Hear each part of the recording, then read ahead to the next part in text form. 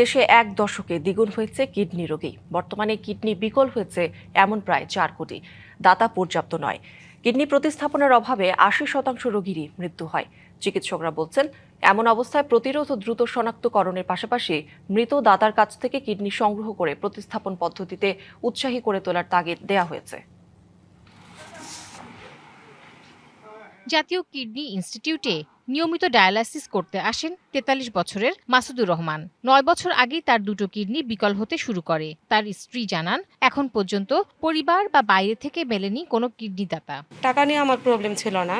আমি ঠিক করেছি, কিন্তু ডোনারের মতামত ঠিক থাকে না। দেখা যায় আমি ইন্ডিয়া নিয়ে যাব, হঠাৎ করে তার মাইন্ড চেঞ্জ, সে বাইরে যাবে না, ভয় পাচ্ছে। তো এইটার জন্য বিশেষ করে বাংলাদেশে অন্তত এই পারিবারিক কেউ ছাড়া যদি অন্য কেউ ডোনার হতে পারে, এটা যদি আইন করে রোগীদের জন্য বেস্ট। ডায়াবেটিসের সাথে উচ্চ রক্তচাপ কিডনি বিকলের অন্যতম কারণ। চিকিৎসকরা জানান, প্রতি বছর ৩০ থেকে ৪০ হাজার মানুষের কিডনি বিকল হচ্ছে। আর দেশে এখন কিডনি রোগীর সংখ্যা ৩,৮০,০০,০০০। ৩০ অক্টোবর দেশে অঙ্গদানের আইন কাঠামোয় বড় সংস্কার এনে অঙ্গ প্রতিস্থাপন অধ্যাদেশ ২০২৫-এর খসড়া অনুমোদন দেয় সরকার, যা কিডনি প্রতিস্থাপনে জটিলতা দূর করবে বলে মনে করেন চিকিৎসকেরা। যে আগে তো আমাদের যারা ব্লাড রিলেটেড যারা আছেন, মা, বাবা, ভাই, বোন, চাচা, খালা, মামা, ফুপু, এই ব্লাড এবং এটা এক্সপান্ড করা হয়েছে। এবং আরেকটা হচ্ছে আমাদের বলে আমরা ইমোশনাল ডোনার। ইমোশনাল তো তাহলে কি হবে, ওটা আবার মিসইউজ হতে পারে। লজিস্টিক সাপোর্টস এবং সরকারের পক্ষ থেকে একটা যদি কমিটি করা হয়, যেন আমাদের এই আইনটা যেন মিসইউজ না হয়।